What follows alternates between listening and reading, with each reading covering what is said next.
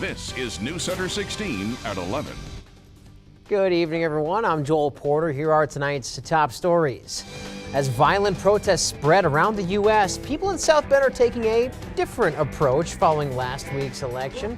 They say they just want a peaceful and prosperous 4 years under Donald Trump. There's no prospering here, just more limbo. Union workers in South Bend reject the latest proposal from Honeywell, and that means no one's clocking in anytime soon. Plus, the Irish roll over the Black Knights in Texas as DeShone Kizer turns in yet another solid performance to lead Notre Dame's offense.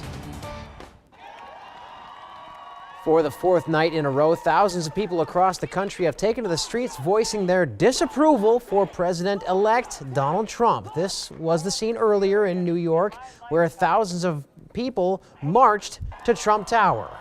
Here in the Hoosier State, for the first time since Election Day, a group of demonstrators descended on the State House in Indianapolis. The Indy Metro Police Department's emergency response group was called in to keep the peace. 2 officers were hurt after protesters threw rocks at them. So far, 7 people have been arrested. Dozens of men and women rallied in South Bend today. The gathering happened in front of the Morris Center. Group leaders say the rally wasn't about their hatred for Donald Trump, but more so to vent the feelings of frustration and set the tone for what they hope to see get done over the next 4 years. Many folks are disturbed by the language of the campaign, the sexism, the homophobia, the Islamophobia, and the racism. I'm especially keeping an open mind about this and just giving him a chance at least, because, he could have just been doing it to get votes and stuff, and that's what we're all hoping for, but we're just trying to come together and just hope for the best and being positive. As more people rally and react to President-elect Trump at home and across the U.S., you can find the latest information happening on News Center 16 and on our WNDU app. After around 6 months with no paycheck, Honeywell workers in South Bend will not be going back to work anytime soon.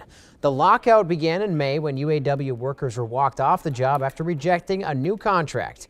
Over the past 6 months, the two sides have negotiated several times, but haven't yet reached a new agreement. Today, Local 9 workers voted on the new proposal, but rejected it by a large margin. In a statement this evening, a Honeywell spokesperson says, in part, we listened to the union and made substantial moves on health care to try and reach an agreement. Our proposal is similar to the health care available to nearly all U.S. Honeywell workers and to what every other U.S. union within Honeywell, including another UAW local, has already agreed to. Honeywell in South Bend has hired temporary workers to fill orders. So far, there are no further negotiation sessions scheduled. News Center 16, your home for Notre Dame football. Well, Notre Dame had its most decisive win of the season today in the Shamrock Series, taking down Army 44-6. News Center 16's Sean Gallagher joins us now. And Sean, this one was a bit over nearly before it started. Yeah, you got that right, Joel. From the opening kickoff, Notre Dame set the tone that this game would be different, and they dominated in every facet of the game: offense, defense, and even special teams. Right from the jump, actually, Notre Dame had the edge. C.J. Sanders picked up this bouncing ball on the opening kickoff, returned it 92 yards for the touchdown, and the momentum really never left the Irish after that. That guy's got some speed. That's thanks in large part to DeShone Kizer, the junior QB.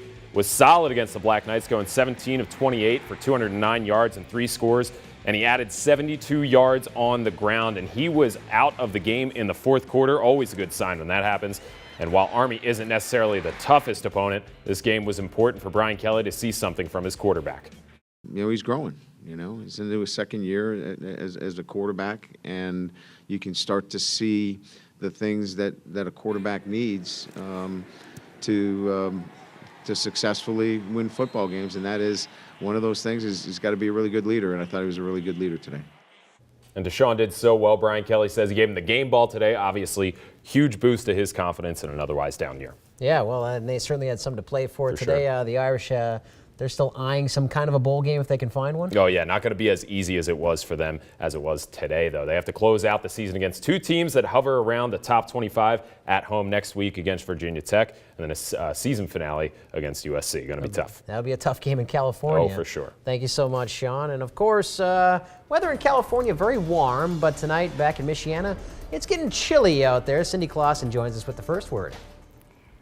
Yeah, you could say that again. Definitely on the cool side for anybody that is out and about downtown South Bend tonight enjoying the river lights. Take a look at these temperatures. We are, many of us, in the low to mid 30s. The warm spots 40 in Benton Harbor. We still have 39 in Rochester.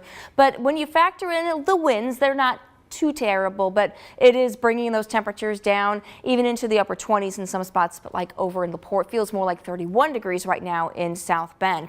Now tomorrow we start off chilly. It's going to be about 32 degrees at 8. I think we're going to get down into the upper 20s for most of Michiana, but by afternoon we are looking at temperatures just a little bit warmer than what we saw today, but lots of sunshine expected once again. I'll have the rest of your Storm Team 16 forecast in just a few minutes, Joel. Thank you very much, Cindy. Officers in Albany, New York swarmed a shopping mall after shots rang out there this afternoon.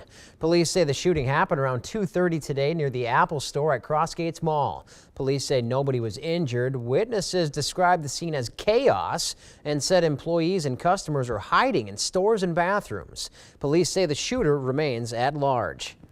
To Cincinnati, for now, a former campus police officer will not go to jail after he faced murder charges for shooting and killing a man he pulled over. Ray Tensing was charged with the shooting death of Sam DuBose, but the jury couldn't reach a verdict after Tensing argued that he did it in self-defense. The jury deliberated since Wednesday. This morning, they remained deadlocked. Prosecutors will decide in the next 2 weeks if they'll try the case again. When we return on News Center 16 at 11, you will need that blanket in bed tonight. Cindy will tell us about some of the chilly nights headed our way in the full forecast.